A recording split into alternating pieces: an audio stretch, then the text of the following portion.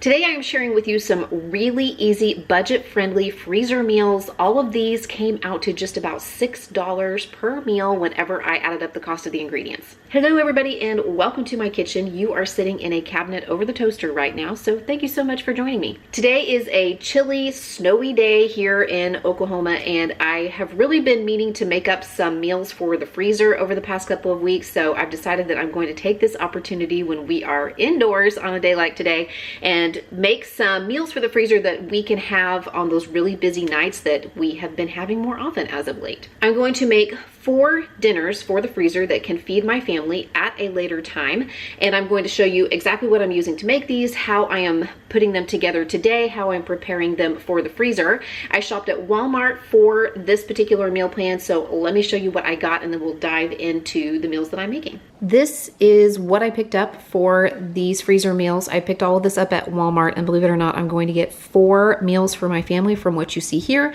plus just a few standard seasonings and spices and a couple items that I have here in my kitchen, and I'll show you those here in just a minute. But this right here is going to be the star of the show. I saw that they had 3 pounds of ground turkey, and it was less than $7 for 3 pounds of ground turkey.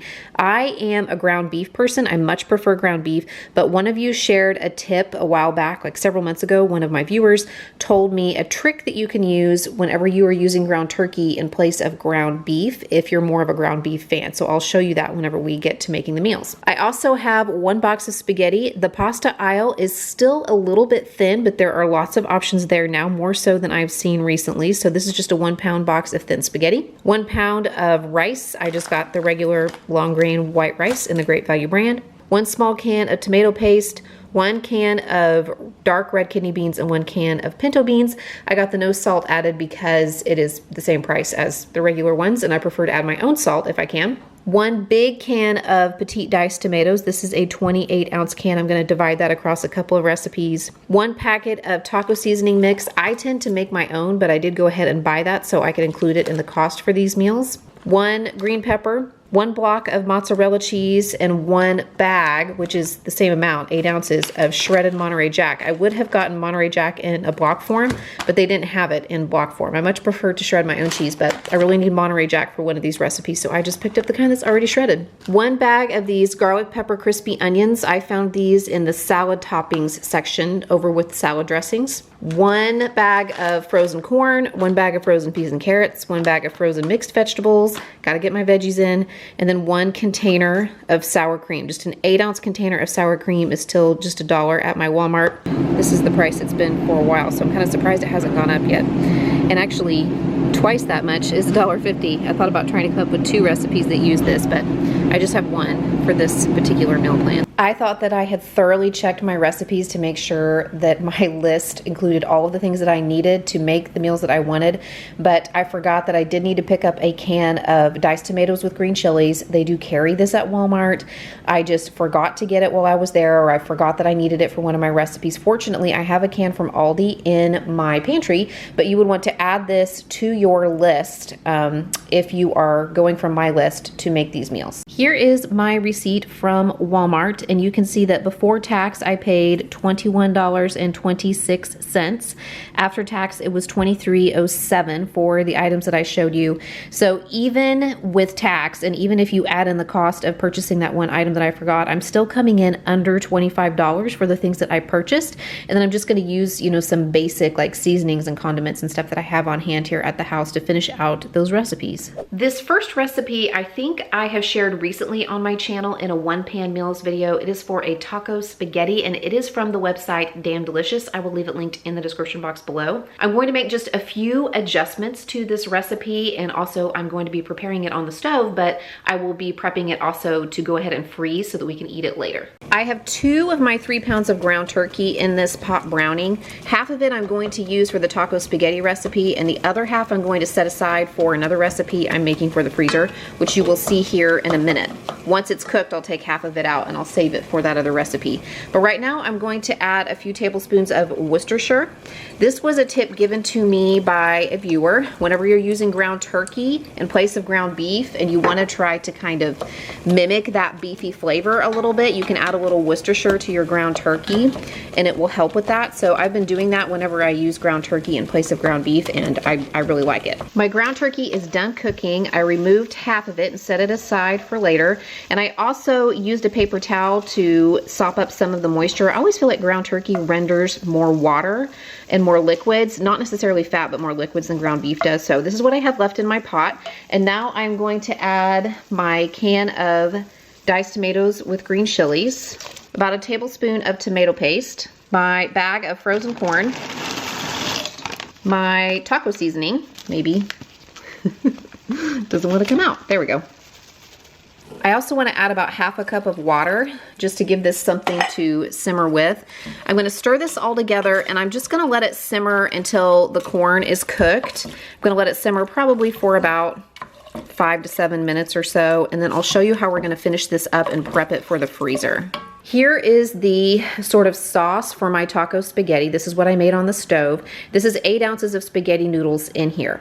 So once this cools, I'm going to cover it with saran and foil, wrap it up nice and tightly, and I'm going to put it in this bag with the spaghetti. And then whenever I am ready to make this up, all I will have to do is throw this back into a pot on the stove with about 2.5 cups of water or broth, bring it to a simmer, add in the spaghetti, and then cover it and cook it on low until the spaghetti is done. So that's actually how I am going to pop it into the freezer.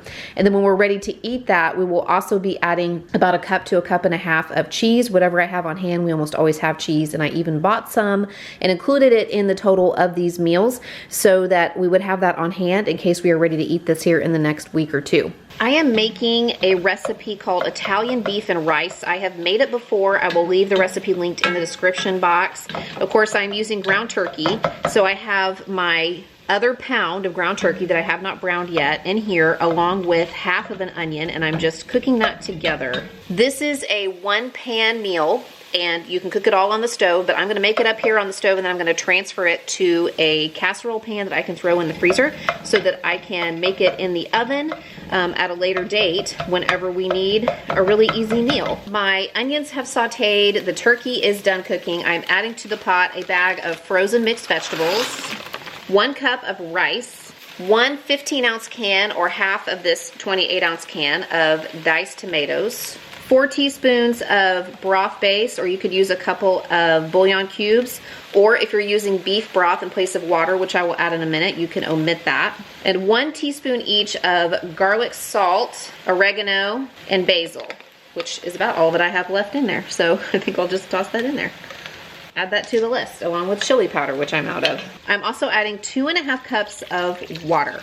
I'm going to bring this to a simmer, cover it, turn it down to low. I'm gonna let it simmer for about 10 minutes, and then I'm going to turn the heat completely off, but I'm going to leave the lid on to allow the rice to finish cooking by steaming. My rice casserole is finished, and I put it into this foil pan, and just to finish that off, I'm going to top it with 8 ounces of mozzarella cheese, which I shredded myself. And once it has completely cooled, it's still just a little bit warm, I'm going to cover it in foil and then wrap it in saran wrap. I just feel like that helps it not get such bad freezer burn, and it'll be ready to put in the freezer. And then whenever I am ready to actually make this up, I just take the saran wrap off, but I'm gonna leave the foil on, and I will pop it into the oven after it thaws for a little bit until it is heated through. If you've been with me a while, I think you've probably heard me mention Lazy Day Cooking Club before. It's run by my friends Carrie and Christina, and what I like about it is that it's not just a recipe subscription service, it's not just a crock pot meal recipe subscription service, it is crock pot meals and recipes that are designed specifically for freezer prep. So they drop 20 new recipes into their member dashboards every single month, and in the instructions are ways that you can prep it for the freezer, and then exactly what to do on the days that you want to cook it. So these meals are not only freezer meals, but they're designed to then be cooked in the crock pot, which I think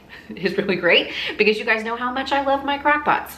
I will leave a link below in the description box to Lazy Day Cooking Club, and if you use the code Mindy50 at checkout, I believe it gives you 50% off your first month. The recipe that I am making from Lazy Day Cooking Club is for a Copycat Wendy's chili, and I really like Wendy's chili. It's rare that I get an opportunity to eat it, but every time that I do, I'm like, man, I should really stop by and pick this up more often. So I was really interested in her Copycat version, and one of the things that I really like about chili is it's very versatile. You can eat it on potatoes, you can eat it with crackers and cheese, you can make Frito chili pies with it. It usually reheats really well. We like to eat ours over rice with cheese and sour cream and, you know, various and sundry toppings. So I just think it's one of those really versatile meals, and being able to throw it together today and then toss it into the crock pot on a later date, a few weeks or even a month from now, and be able to have a really quick family meal, that's gonna come in really handy. For the chili, I have a pound of ground turkey already cooked, browned. I have my green pepper, which you saw in my haul, already chopped up into little pieces. And I also have 2 stalks of celery from my veggie crisper. I already had some of this, so I didn't pick up any at the grocery store. A tablespoon of Worcestershire sauce. And then her recipe calls for 2 tablespoons of chili powder and I think 2 teaspoons of cumin and salt and pepper to taste. I have had this chili seasoning packet in my pantry for a while. I'd really like to use it. Plus, I went to my spice cabinet and discovered that I'm out of chili powder. I can't believe I let that happen. So I'm going to use this in place of the seasonings. You can use your own seasoning mix if you want. 1 can of pinto beans, 1 can of dark red kidney beans, and I'm going to add the rest of my can of tomato paste, but I'm also going to add 1 can's worth of water, actually maybe about 1.5 cans worth of water, so it kind of reconstitutes to tomato sauce. The original recipe calls for a 15-ounce can of tomato sauce, but tomato paste plus about 1.5 cans worth of water will create that much tomato sauce. I'm going to use half of this large can of petite diced tomatoes. It calls for a 15-ounce can, so half of this 28-ounce can of tomatoes will probably suffice. But basically, I am just going to combine all of this into my container and kind of stir it up, make sure that the seasoning is combined. I'm going to pop the lid on it and it will be ready to put in the freezer. And whenever I want to make it, all I have to do is put it into the crock pot with broth or water and let it cook on low or on high until it is heated through, and then we can eat it however we want when the time arrives. This next recipe that I am sharing with you guys is one that I have actually had pinned for a little while. I just thought it was really intriguing.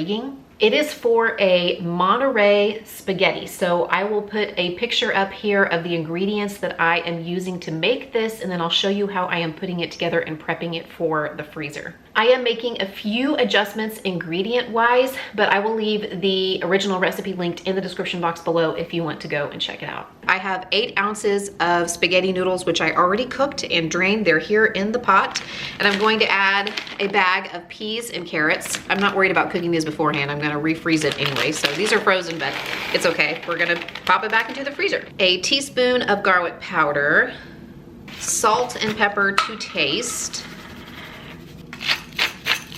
a 1/4 cup of grated Parmesan cheese. And by the way, the original recipe calls for spinach, frozen spinach.